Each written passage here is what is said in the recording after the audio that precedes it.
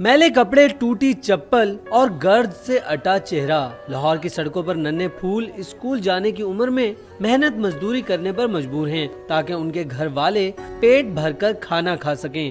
ادھر کام کرتا ہوں، ابو بھی کام کرتا ہے، ابو کے لیے محنت کرتا ہوں، وہ کرایہ کرتا ہے، میں گھر کا خرچہ کرتا ہوں۔ پڑھنے کو بھی بہت شوق کرتا ہے ہمارا، لیکن پڑھنے کا فیس ہی بہت ہے، اسکول کا فیس ہی بہت ہے، تو ہم ادھر آ کے 400-500 روپے دیہڑی بنا لیتے، وہ گھر کا خرچہ بھی ہو جاتا ہے۔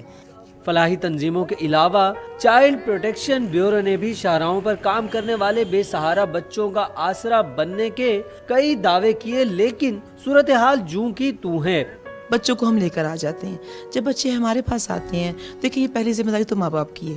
اب اگر ماں باپ نے ان کو ابینڈن سڑکوں پہ چھوڑ دیا ہے، کھانے پینے کے لیے کچھ نہیں ہے، یا وہ بھیک مانگیں گے یا وہ چائلڈ لیبر میں ملوث ہوں گے، تو ان بچے وہ فزیکلی بھی ڈسٹرب ہوتے ہیں، کسی کی مار پیٹ کا بھی شکار ہوتے ہیں، وہ سائیکولوجیکلی بھی پریشان ہوتے ہیں۔